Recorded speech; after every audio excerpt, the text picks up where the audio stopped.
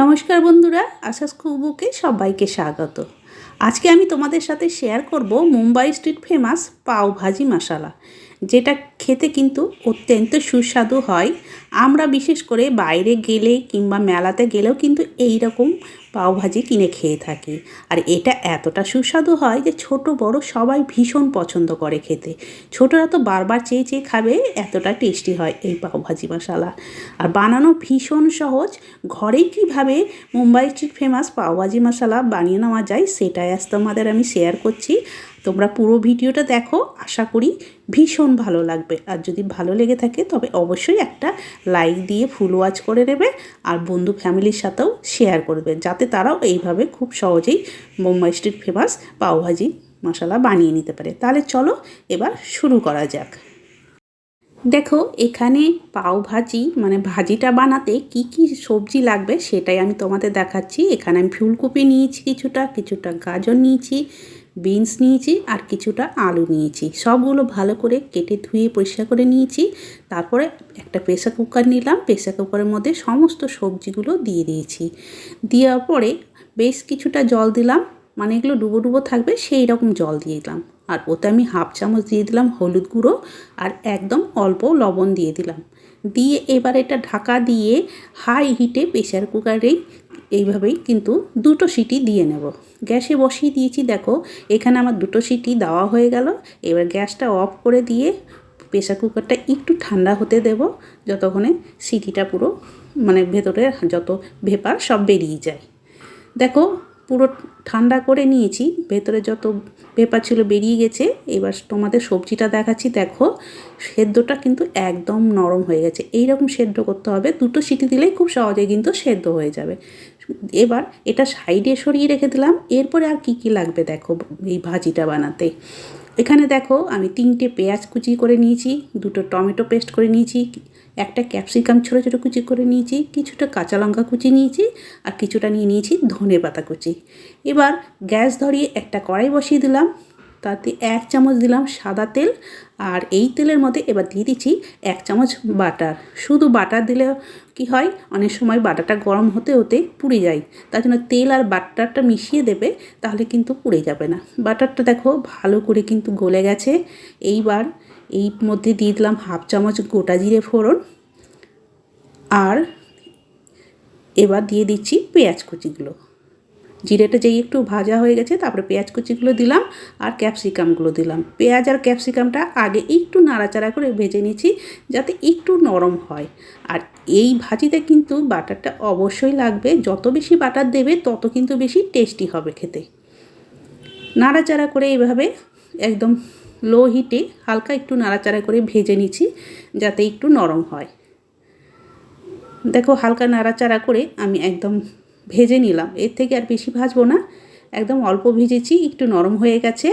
এবার ওর মধ্যে দিয়ে দিলাম টমেটো পেস্ট আর কাঁচা লঙ্কা কুচি। এইবার একটু আগে নাড়াচাড়া করে নিচ্ছি, নাহলে কিন্তু তলায় পুড়ে যাবে, তার জন্য এগুলো দিয়ে একটু নাড়াচাড়া করছি। অল্প একটু নাড়াচাড়া করে নিলাম। এইবার ওর মধ্যে দিয়ে দিচ্ছি দেখো হাফ চামচ হলুদ গুঁড়ো। যেহেতু সবজিগুলো সেদ্ধ করার সময় হলুদ গুঁড়ো দিয়েছি, তার জন্য হাফ চামচ দিলাম। আর 1 চামচ দিলাম কাশ্মীরি লঙ্কার গুঁড়ো। এটা কিন্তু কাশ্মীরি লঙ্কার গুঁড়ো দিলে কালারটা দুর্দান্ত হবে। এই ভাজিতে কিন্তু আমরা যেমন কিনে খাই কালারটা খুব সুন্দর হয়, সেই জন্যই আমি কাশ্মীরি লঙ্কার গুঁড়োটা 1 চামচ দিলাম। আর 1 চামচ দিলাম আদা বাটা, 1 চামচ দিলাম রসুন বাটা, আর ছোটো 1 চামচে দিয়ে দিলাম ধনে গুঁড়ো। এইবার মশলাটাকে লো হিটেই ভালো করে আগে একটু নাড়াচাড়া করে কষিয়ে নিচ্ছি, যাতে আদা রসুনের কাঁচা গন্ধ না থাকে। দেখো একটু নাড়াচাড়া করে ভালো করে কষিয়ে নেবে। এই ভাজিটা তৈরি করতে কিন্তু এই সব মশলাগুলো লাগবে। কিছুক্ষণ কষিয়ে নেওয়ার পর দেখো যেই সবজিগুলো সেদ্ধ করলাম সেগুলো দিয়ে দিলাম। সবজিগুলো দেখো খুব সুন্দর কিন্তু একদম সবগুলোই সেদ্ধ হয়ে গেছে। ভালো করে সবজিগুলো এরকম সেদ্ধ করে নিতে হবে। আর অল্প একটু সামান্য লবণ দিয়ে দিলাম, সেদ্ধর সময়তেও কিছুটা দিয়েছিলাম, সেই বুঝেই কিন্তু লবণটা দিতে হবে। আর এখানে বাজারে কেনা ভাজি মশলা কিন্তু পাওয়া যায়, পাও ভাজি মশলা, সেটা আমি 2 চামচ দিয়ে দিলাম। দিয়ে নাড়াচাড়া করে নিচ্ছি। করে নেওয়ার পর গ্যাসের হিটটা কিন্তু লো করে দিলাম, দিয়ে একটা ম্যাশার নিয়েছি। দেখো ম্যাশার দিয়ে সবজিগুলো এইভাবে ভালো করে ম্যাশ করে দিচ্ছি। কেন এইভাবে ম্যাশ করে দিলে তবেই কিন্তু এই ভাজিটা খুব সুন্দর তৈরি হবে। গ্যাসের হিটটা কিন্তু লোয়ে করে দিয়েই এটা ম্যাশ করে নিতে হবে। তবে তোমরা হাতা দিয়েও ম্যাশ করে নিতে পারো, তাতেও কিন্তু খুব সুন্দর ম্যাশ হয়ে যাবে। আর যদি এইরকম ম্যাশার থাকে তাহলে তো খুব তাড়াতাড়ি ম্যাশ হয়ে যাবে। দেখো আমি ভালো করে সবগুলো ম্যাশ করে দিচ্ছি। তবে বন্ধুরা, তোমরা যেসব নতুন বন্ধু দেখছো আমার এই ভিডিও, যদি কেউ নতুন হয়ে থাকো তবে অবশ্যই আমার চ্যানেলটিকে সাবস্ক্রাইব করে পাশে থেকো, আর বেল আইকনটিও প্রেস করে দেবে। তাহলে এরকম নিত্য নতুন ভিডিও যখনই আপলোড করব সবার আগে তোমাদের কাছে পৌঁছে যাবে। দেখো কিছুক্ষণ নাড়াচাড়া করে নিলাম। সেদ্ধ করে রাখা যে সবজির জলটা ছিল সেখান থেকেই আমি হাতাতে করে অল্প অল্প করে দিয়ে দিচ্ছি, দিয়ে নাড়াচাড়া করে নিচ্ছি। কেন এতে একটু জল লাগবে, তার জন্য আমি ওই সেদ্ধ করা সবজির জলটাই দিয়ে দিচ্ছি, দিয়ে ভালো করে নাড়াচাড়া করছি। আর এটা কিন্তু মিডিয়াম টু লোয়ের কাছে করে দিয়েছি। এবার ম্যাশ করে নেওয়ার পর তারপরে নাড়াচাড়া করে এটাকে ভালো করে রান্না করতে হবে। মাঝে মাঝে সবজির জলটা দিয়ে দিচ্ছি, কেন এটা একদম পুরো শুকনো শুকনো হয় না, একটু মাখা মাখা মতো হয়, তবে কিন্তু পাউটা এর সাথে খেতে ভালো লাগবে। দেখো কিছুক্ষণ নাড়াচাড়া করে আমি ভালো করে দেখো ভাজিটা কিন্তু হয়ে গেছে। এবার ওর মধ্যে আমি দিয়ে দিচ্ছি যে ধনে পাতা কুচি, বেশ কিছুটা ধনে পাতা কুচি দিয়ে দিলাম। আর সব শেষে আরও 1 চামচ বাটার দিয়ে দিলাম, দিয়ে সবগুলো এবার আরও একটু ভালো করে মিশিয়ে নিচ্ছি। শেষে কিন্তু বাটারটা দেবে, তাহলে এই ভাজিটা টেস্ট দুর্দান্ত হবে। কেন আমরা যেগুলো কিনে খাই সেই ভাজিগুলো কিন্তু খুবই সুন্দর লাগে খেতে, যেহেতু ওগুলোতে অনেক বাটার দেয়, তার জন্য এটাতে কিন্তু এইভাবে লাস্টে আমি 1 চামচ বাটার দিলাম, তাহলে খুব সুন্দর হবে খেতে। ওটা হয়ে গেছে, রেখে দিলাম গ্যাস অফ করে। এবার দেখো এই পাও, এটা বাজারে কিন্তু এরকমই কিনে পাওয়া যায় দোকানে, সেই পাও নিয়েছি এখানে। তো এবার পাউগুলো দেখো একটা চাকু দিয়ে আমি এইভাবে কেটে নিচ্ছি। খুব সহজেই কিন্তু এই পাউগুলো তোমরা দোকানেই খুব কিনে পাওয়া যাবে, তোমরা কিনে নেবে, খেতে কিন্তু অসাধারণ লাগে। সবগুলো কেটে নিলাম। এইবার গ্যাস ধরিয়ে একটা চাটু বসিয়ে দিয়েছি, তাতে বেশ কিছুটা বাটার দিয়ে দিলাম। বাটারটা আগে ভালো করে গলিয়ে নিচ্ছি।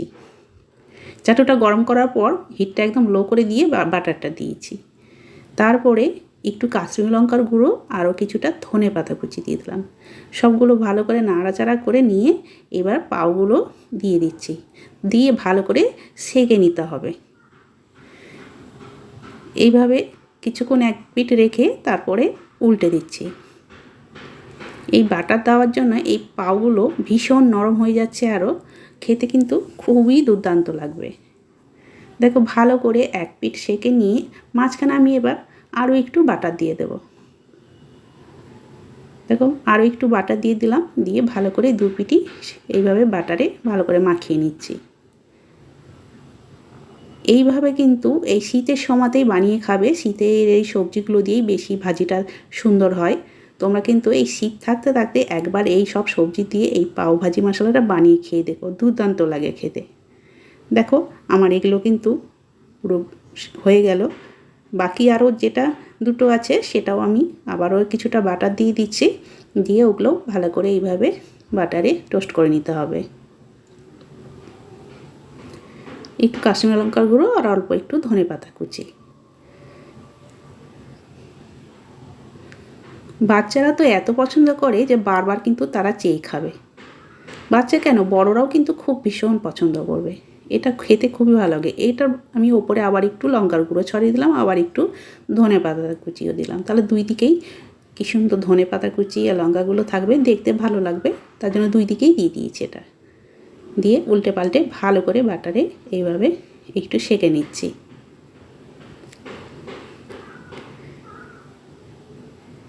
আর এই পাও ভাজিতে কিন্তু যত বেশি বাটার দেবে তত বেশি খেতে ভালো লাগবে বন্ধুরা। দেখো এটাও আমার তৈরি হয়ে গেল। এবার গরম গরম এই ভাজির সাথে এই পাও অসাধারণ লাগবে খেতে। আমি গরম গরম সার্ভ করে তোমাদের দেখাচ্ছি।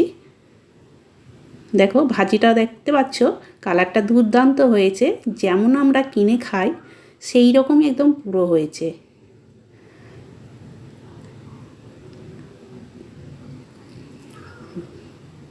এইবার গরম গরম পাউগুলো দিয়ে দিচ্ছি। এইভাবে তোমরা কিন্তু অবশ্যই বানিয়ে খেয়ে দেখো, স্বাদ কিন্তু ভুলতে পারবে না, দারুণ লাগে খেতে। আর এটা কিন্তু রাত্রিবেলাতেও ডিনারের জন্য কিন্তু এভাবে বানিয়ে নিতে পারো, কেন এটা খেয়ে কিন্তু পেট বেশ ভালোই ভরে যায় আর খুবই ভালো লাগে খেতে। তাহলে বন্ধুরা, আজকের আমার এই পাওভাজি মশলার রেসিপি তোমাদের কেমন লাগলো কমেন্ট করে অবশ্যই জানাবে। ভালো লেগে থাকলে একটা লাইক, বন্ধু আর ফ্যামিলির সাথে বেশি বেশি করে শেয়ার করে দেওয়ার অনুরোধ রইল। তাহলে আজকে আমি এখানেই শেষ করছি, আবার একটা নতুন রেসিপি নিয়ে চলে আসবো। সবাই ভালো থেকো, সুস্থ থেকো, সবাইকে অনেক অনেক ধন্যবাদ জানিয়ে আজকে আমি এখানেই শেষ করলাম।